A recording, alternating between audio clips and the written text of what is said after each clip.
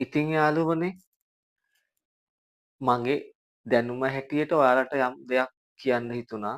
ඉතින් ඒ දේ ඔයාලා බාර ගන්නවද නැද්ද යන්න තීරණය කරන්නේ ඔයාලමයි. ඉතින් අපි දවසින් දවස වයසට යනවානේ. ඒක අපිට වළක්වන්න බෑ. මොකද අපිට මේ මනුස්ස ජීවිතය ලැබිලා තියෙන්නේ බොහොම කලාතුරකින්. ඉතින් මේ මනුස්ස ජීවිතයෙන් අපි උපරිම ප්‍රයෝජනය ගන්න ඕනේ. හොඳ මිනිස්සෙක් හැටියට මේ සමාජයේ අපි ජීවත් වෙන්න පුරුදු වෙන්න ඕනේ. ඉතින් අපේ මේ මනුස්ස ජීවිතය අපිට ගොඩක් වටිනවා. විශේෂයෙන් තමුන්ගේ ජීවිතේ තමුන්ට වටිනවා. ඉතින් අපි ඒ මනුස්ස ජීවිතය රැක ගන්න ඕනේ. අපි අපිටම ආදරය කරන්න ඕනේ නේ. අපි අපිටම ආදරය කරොත් තමයි අපි අනිත් අයට අපිට පෙරලා ආදරය කරන්න පුළුවන් වෙන්නේ. ඉතින් අපි විශේෂයෙන්ම නිරෝගීව ඉන්න ඕනේ. සෞඛ්‍ය සම්පන්නව ඉන්න ඕනේ. ඉතින් මේ වයසට යන එක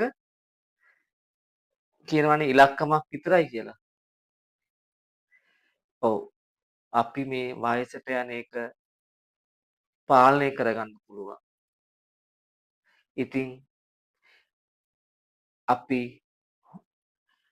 ව්‍යායාම කරලා මනස සැහැල්ලුවෙන් අපි ජීවත් වෙන්න ඕනේ. අපි ගැන හිතලා අපි ශරීරය ගැන අපි අනිවාර්යෙන් හිතන්න ඕනේ. ඒක නිසා මම ඔයාලත් එක්ක මේ දැනුම බෙදාගන්නේ ඒ නිසයි. ව්‍යායාම් කරන්න, පිරිසිදුව ඉන්න, හොඳ සෞඛ්‍ය සම්පන්නව ඉන්න, තමුන්ටම ආදරය කරන්න, ලස්සන ජීවිතයක් ගත කරන්න. එතකොට අපි මැරෙනකම්ම ලස්සනට සහ නිරෝගීව අපිට ඉන්න පුළුවන් වෙනවා.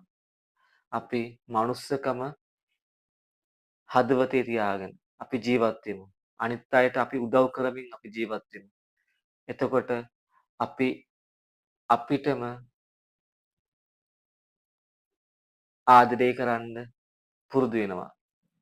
ඒ නිසා ඔයාලට ගොඩක් ආදරේ නිසයි කියන්නේ.